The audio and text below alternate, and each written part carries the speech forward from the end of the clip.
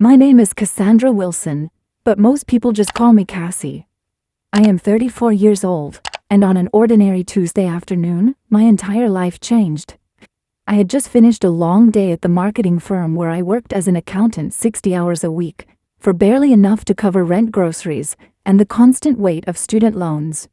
I stopped at the corner store on my way home like I always did on Fridays, and bought my little indulgence, a couple of lottery tickets. It was silly, everyone told me.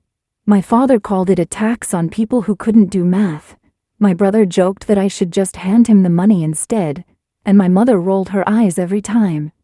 But for me, it was hope. A tiny scrap of hope I refused to let go of. That night, after eating cheap Thai takeout and sipping the bottle of wine my best friend Charlotte had given me for my birthday, I checked the numbers. At first, I didn't even care. I'd lost 100 times before. But the first number matched. Then the second. My heart started pounding. The third, the fourth, the fifth. I couldn't breathe. And then, unbelievably, the sixth. My ticket matched all 6 numbers. I had won $47 million. After taxes, it would be about 28 million, but still it might as well have been $1 billion. My hands shook so badly I dropped the remote. I whispered into the silence of my apartment, "No way. No way." And then, as shock settled into my bones, a strange thought crept in. I would tell no one. Not my parents, not my siblings, not even Charlotte. No one. Because money in my family wasn't just money, it was poison. You see, my family has always been complicated, especially when it comes to finances. My younger sister Lisa is the golden child, Ivy League graduate, married to a surgeon, living in a perfect suburban house with perfect children. My older brother Jason is the opposite, charming, unreliable, and constantly borrowing money with promises he never kept. My parents divorced when I was 14, remarried quickly, and each carried their own baggage. My mother with her wealthy but controlling husband Warren, my father with his glamorous new wife Stephanie, who had champagne tastes and no shame in flaunting them. And then there were my aunts and cousins, Aunt Heather, judgmental and sharp-tongued, married into money, and never letting anyone forget it, her son Ryan, a gambler who always needed just one more loan. The only one who ever seemed real was Aunt Martha. My mom's younger sister, a tired but kind elementary school teacher who lived simply with mismatched furniture and a car that rattled like it might collapse. And me, I was the family's safety net. When Jason needed money for rehab, I emptied my savings only to find out later he never even went. When Lisa needed help for her wedding, I put thousands on my credit card. 5 years later, I was still waiting for repayment. When my dad claimed his roof needed fixing, I scraped together what I could, only to see him and Stephanie vacationing in Cancun a month later. Each time I gave, each time they took, and when I needed something, silence. So when I realized I was now sitting on a fortune, I thought of those stories I'd read about lottery winners, families torn apart, relationships rotting with greed, people bankrupt within years. And I knew, if I told them my life would no longer be mine, I'd just become their ATM, their target, their scapegoat. That's when the idea came to me. A terrible, dangerous idea, but one I couldn't resist. I would test them. I would find out once and for all who actually cared about me, and who only saw me as a resource. I planned it carefully. I told no one about the win, not even Charlotte, though keeping that secret from her nearly broke me. Instead, I created a story that my company had suddenly shut down after losing its biggest client, and I was left jobless. I would ask for help. Not a fortune, just $5,000. Enough to be significant enough to make them think, but not impossible. I would ask each family member the same way, and I would see who stepped up when I had nothing to offer in return. The guilt gnawed at me as I rehearsed the words. Charlotte frowned when I told her. "Cassie, that's manipulative," she said. "Why don't you just ask them honestly how they feel about you?" I laughed bitterly. "Because you know them. You've seen how they treat me. They'll only be honest if they think there's nothing to gain." So I practiced my voice, the strain of someone barely holding it together. I added details: a company under investigation, unemployment delayed, an emergency fund wiped out by medical tests. It was all lies, but close enough to the truth that it would sound real. The next day I picked up my phone with trembling hands and made the first call. My mother.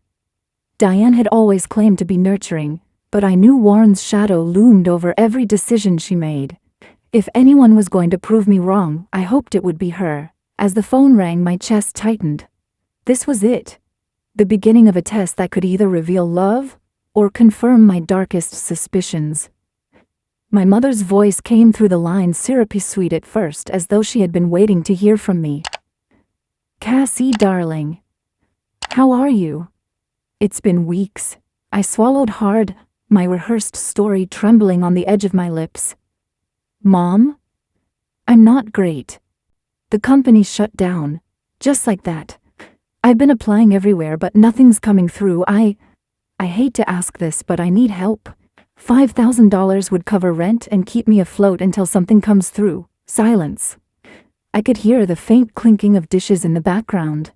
Warren's voice muffled but sharp, like a man who didn't like to be kept waiting. My mother sighed into the receiver, her voice lowering. "Cassie, you know Warren doesn't think it's wise to give money when there's no guarantee of repayment. He says it's enabling. Maybe you could stay with a friend for a while, or perhaps ask Jason. He's your brother." The laugh that almost escaped me was bitter and hollow. Jason. The man who owed me thousands already. "Mom?" I wouldn't ask if it wasn't serious. My voice cracked both from the lie and from the sting of her rejection. "I'll pray for you," she said briskly. "But Warren and I can't do that right now." "I'm sorry, darling. Sorry." That word echoed after she hung up, leaving me staring at my phone in disbelief. My mother, who I had helped countless times, who I had rescued from debt collectors before Warren came along, couldn't or wouldn't lift a finger. I sat there in my small apartment, tears welling in my eyes, and realized this was only the beginning. Next was Lisa, my perfect, polished younger sister. I drove to her pristine suburban home, greeted by the smell of fresh-baked muffins and the squeals of her children running through manicured hallways. She hugged me, her smile picture perfect, and I launched into the story again. Her expression faltered only slightly, before she smoothed it over with a sympathetic tilt of her head. "Oh, Cassie, that's awful. But we're saving for the twins' private school tuition. You know how expensive that is. 5,000, that's just not realistic for us right now." My stomach twisted. Her kitchen alone gleamed with appliances worth more than my annual salary. "Lisa, I've helped you before your wedding, remember?" Her eyes hardened just for a moment, then she pasted on a smile. "That was different. I'll make some calls for you, though. Maybe I can connect you to someone hiring." Her words tasted like pity and poison all at once. I drove home, gripping the steering wheel so tightly my knuckles turned white. First my mother, then Lisa, both had turned me away. Jason was next. Calling him felt almost pointless, but I needed to see it through. When he answered, his voice was already slurred, the background noise of a bar roaring in my ear. $5,000, sis, you know if I had it, it'd be yours." He laughed bitterly. "But I'm tapped out. Actually, could you spot me a couple hundred just until my luck turns?" I hung up before the bile in my throat spilled into words I couldn't take back. One by one, they failed me. Each phone call, each visit stripped away whatever fragile hope I'd had left, that someone in my family cared about me, and not what I could provide. But then, desperate for at least one ember of faith, I turned to Aunt Martha. The aunt with the rattling car, the mismatched couch, the kind eyes that always softened when she saw me. I told her the story, bracing myself for rejection. She didn't hesitate. She didn't ask for details. She simply reached into her purse, pulled out her worn checkbook, and wrote the number with hands that worked too many hours for too little pay. "Take it," she said firmly, pressing the check into my hands. "You've always been there for everyone else. Let someone be there for you now." The tears came hot and fast, spilling down my cheeks as I clutched her hands. In that moment, it didn't matter that I didn't actually need the money. What mattered was that she believed me, she cared. She gave when she had so little while others hoarded their abundance. Driving home with the check on my passenger seat, I realized my test had already revealed the truth. My family's love had conditions, Martha's did not. But the story wasn't over, because the moment I decided to return that check with a confession, I uncovered something far darker. Something buried beneath years of secrets and lies that would shake my family to its core.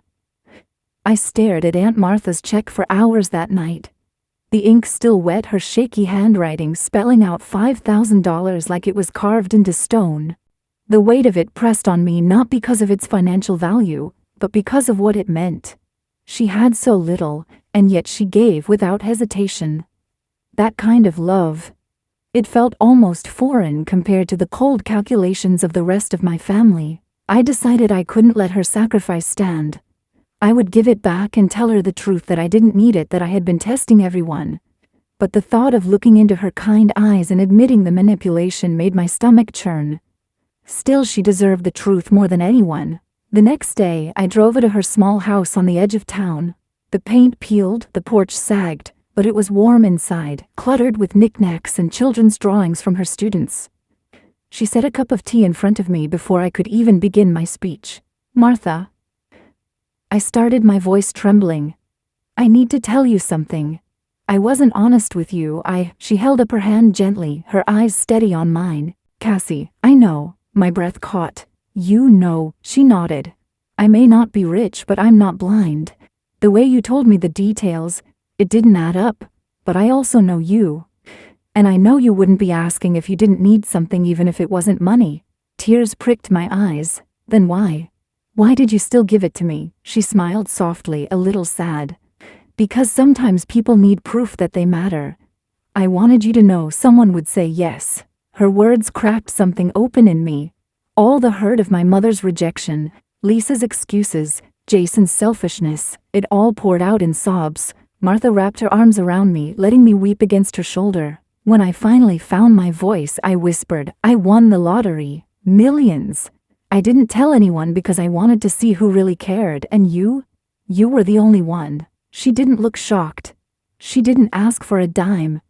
She just squeezed my hand and said, "Then promise me you won't let money turn you bitter. Promise me you'll use it for good." I promised. But that night, as I replayed everything in my head, I realized Martha's words had planted a seed. If she had seen through me so easily, what else had been hiding under the surface of my family all these years? The following week at a family dinner, I almost skipped. The seed grew into something explosive. My mother made a passing comment, sharp, casual, about how she and Warren had bailed me out enough times already. Lisa rolled her eyes. Jason snickered, and for the first time in my life, I didn't shrink back. "Really?" I said, my voice louder than I intended. "When exactly have you bailed me out?" Because I seemed to remember the opposite. The room fell silent. My mother's fork clinked against her plate. Warren's face darkened. Lisa shifted uncomfortably. Jason smirked like he was waiting for a fight. "I've given to all of you," I continued, heat rising in my chest. "For weddings, for debts, for lies, you dressed up as emergencies. And when I asked for help, you all turned your backs." My voice broke, but I didn't stop. "Do you know who said yes, Martha? The one with the least to give." She didn't even believe my story, but she gave anyway. Jason laughed. "Well, that's Martha, soft as butter. Always was." I slammed my hand on the table. "No, that's Martha being a better person than the rest of you combined." The room erupted, my mother shouting, Lisa crying, Warren demanding I apologize. And in the chaos, a truth slipped out, one that had been buried for years. "You think you're so righteous, Cassie," my mother hissed. "You don't even know the half of it. Do you think your father paid for Lisa's Ivy League tuition? Do you think Warren built this house all on his own? Half the money came from you without you even knowing it." Her words hit me like a punch to the gut. "What are you talking about?" But she clamped her mouth shut, realizing she'd said too much. Warren glared at her. Lisa paled. Jason stared at the table. My heart raced, the room spinning. They had used me in ways I hadn't even discovered yet. And I knew then my test wasn't over. It had only just begun. I couldn't breathe. My mother's words hung in the air like smoke, suffocating me, stinging my eyes even as everyone else sat frozen. "Half the money came from you without you even knowing it. What does that mean?" I demanded, my voice shaking, my hands gripping the table so tightly my knuckles turned white. No one answered. Lisa dabbed at her eyes. Jason looked suddenly fascinated by the wood grain in the table, and Warren's face was as red as the wine in his glass. My mother's lips pressed into a thin line, but I saw it, guilt flickering in her eyes. Tell me, I said again, louder this time, my chest heaving. Tell me what you did. Warren was the one who finally spoke. His tone clipped like I was an unruly child. It's not as dramatic as you're making it. Years ago, your mother had access to one of your account's college savings, I believe. You weren't using it. Lisa had an opportunity and it seemed fair. Family helps family. My stomach lurched. College savings. The account I thought had been drained by tuition, the one I'd always blamed myself for not managing better. That was my money. Money I'd worked for, scraped together from part-time jobs and scholarships, stolen under the guise of fairness. And you never told me. My voice cracked. Lisa finally looked up, her face pale. Cassie, I didn't know until later. Mom said you'd agreed. I thought, don't you dare, I snapped, pointing at her with a trembling hand. Don't you dare pretend you thought I agreed to give up my future so you could have yours handed to you. My mother slammed her fork down, her voice sharp. Enough, Cassandra. It's in the past. We did what was best for the family. Stop acting like a victim. But I was a victim. And for the first time I let myself feel it fully. The years of being used, drained, manipulated. The nights I'd eaten ramen while Lisa lived comfortably. The vacations my father took while claiming he was broke. The emergencies Jason spun into excuses. They had bled me dry and then had the audacity to sneer when I finally asked for help. Something inside me hardened in that moment. The shock gave way to rage, and beneath the rage a kind of icy clarity. You all failed my test, I said, my voice eerily calm. Jason snorted. What test? I looked each of them in the eye one by one. The lottery. I won. Millions. And not one of you, not my mother, not my sister, not my brother was willing to give me $5,000 when I asked. The only person who passed was Martha. The one you all dismiss. The one with the least. Their faces drained of color in unison. For once they had no clever comebacks, no excuses. Just stunned silence. Warren was the first to recover. He leaned back in his chair, eyes calculating. Cassie, don't be ridiculous. You can't keep that kind of money a secret. You'll need guidance, investments, protection.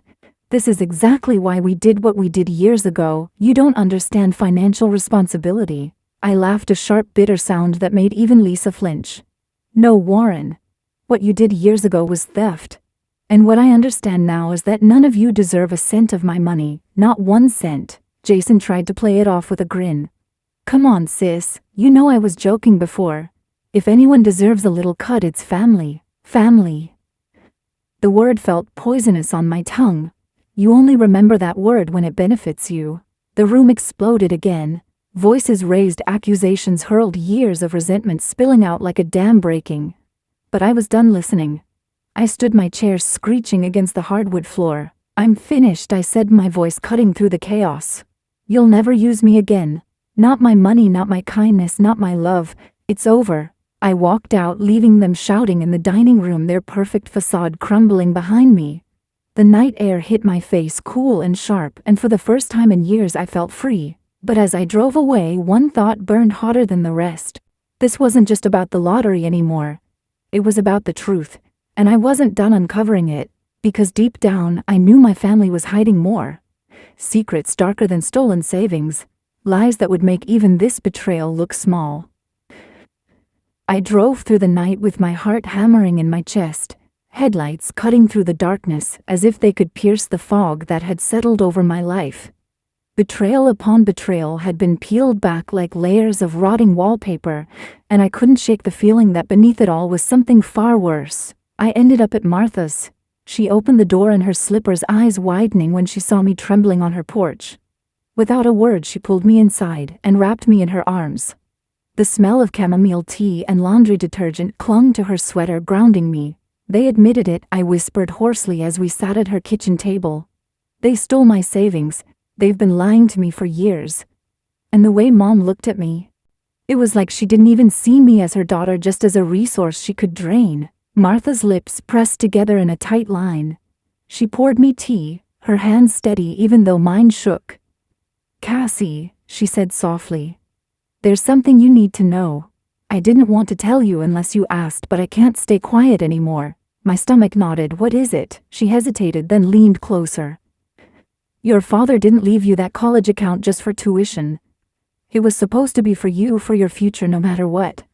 I know this because he told me himself before the divorce. But when he remarried Diane and Warren convinced him to sign over control to your mother for safekeeping. I blinked, my pulse thundering in my ears. You mean they orchestrated it? Martha nodded grimly. They saw you as the easy one, the giver. They thought you wouldn't notice, or if you did, you'd forgive. They funneled that money into Lisa's tuition, yes, but also into investments that Warren used to build his business. The house, the cars, even Diane's jewelry, some of it was bought with your money. I felt sick. Everything I thought I knew about my family was unraveling. My childhood memories of my mother telling me we couldn't afford extras, of Warren's smug lectures about responsibility, all of it tainted by the truth that I'd been funding their lives while scraping by on scraps. Why didn't anyone tell me? I whispered. Because they knew the day you found out would be the day you left them behind, Martha said gently. And they weren't ready to lose their safety net. I buried my face in my hands. Rage boiled beneath my skin, but so did a strange, liberating clarity. I finally understood why they had treated me the way they did. Why my mother's sympathy always came with strings. Why Lisa never acknowledged my sacrifices. Why Jason's debts were waved away while mine were left to suffocate me. They had never seen me as an equal. I was the well they all drank from, the mule they loaded down until I stumbled. Martha placed a hand on mine. You have a chance now, Cassie. A chance to break free. Use your winnings wisely. Build the life they tried to steal from you. Her words sank into me like sunlight piercing through storm clouds. I had the power now. The money, the knowledge, the freedom. I didn't owe them explanations or forgiveness. But I did owe myself justice.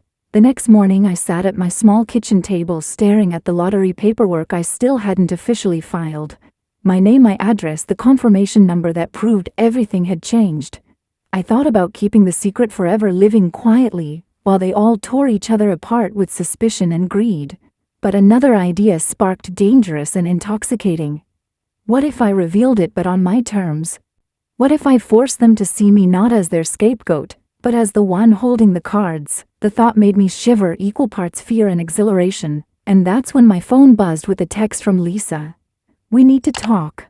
Mom told me something last night about Dad's account. Please don't hate me. 8. I stared at the screen, my heart thudding. They knew I knew. The lies were unraveling faster than I could keep up. But one thing was certain now. The next confrontation wouldn't just expose their greed. It would destroy the carefully constructed lies that held my family together. And I was ready to strike the match. Lisa's text sat on my phone like a ticking bomb. My fingers hovered above the screen, tempted to ignore it. Tempted to finally let silence speak for me after decades of swallowing my pain. But something in me needed to see her face when the mask fell, needed to hear the excuses dissolve on her tongue. I agreed to meet her at a coffee shop. She arrived in a cream-colored coat, her hair perfectly styled, the image of suburban grace. But her hands shook as she wrapped them around her latte. Cassie, she began, her voice soft, rehearsed. I didn't know. I swear I didn't know the money came from you until years later. By then it was too late. Mom said you understood. She said you agreed. I cut her off, my voice steady, sharper than I felt. You thought I gave up my future so you could have yours. You thought I was so selfless, so desperate for approval that I wouldn't question it. And you never asked me, not once, if it was true. Her eyes welled with tears, but I saw it, the flicker of fear beneath the guilt. She wasn't crying for me. She was crying for herself, for the comfort that might vanish if I truly walked away. I leaned across the table, lowering my voice so only she could hear. I won the lottery, Lisa. Millions. And when I asked for help, you said no. When I needed you, you turned me away. Do you know who didn't, Martha? The one you all looked down on. Her mouth fell open. Shock, disbelief, envy, it all washed across her face. She reached for my hand, but I pulled it back. Don't, I warned. Don't you dare pretend this is about love now. I know the truth, and I will never be your safety net again. I stood, leaving her trembling in the corner booth, and walked out into the cold air. Each step felt lighter, as though the chains they'd wrapped around me for years were finally breaking. Days later, word spread. My mother called, her voice frantic, demanding I explain myself. Jason left slurred voicemails swinging between begging and threatening. Even Warren sent an email full of condescension thinly veiled as advice. But I ignored them all. Instead, I went to Martha's. I handed her a folded check not for $5,000 but for enough to pay off her mortgage, fix her car, and let her finally retire if she wanted. She gasped, tears streaming down her tired face, and tried to push it back into my hands. "You don't owe me this, Cassie," she whispered. I smiled through my own tears. "I don't owe anyone. That's the point. But I want to give it to you. Because you proved love doesn't need conditions." She hugged me, and for the first time in years I felt the weight of betrayal ease. My family had shown me who they really were: selfish, greedy, manipulative. And Martha had shown me who I could be: generous, strong, free. So if you're listening to my story and you've ever felt like the invisible one, the one taken for granted, remember this: sometimes you have to test the people around you to see their true faces. And when they show you, believe them. Then choose yourself. Because in the end, I didn't just win the lottery. I won freedom. I won clarity. And I won the chance to build a life on my own terms, surrounded not by those who drained me, but by those who truly loved me. If my story touched you, please like this video. Share it with someone who needs to hear it. Subscribe for more heartfelt stories and leave a comment with your own experience. Because your voice matters and your truth deserves to be heard.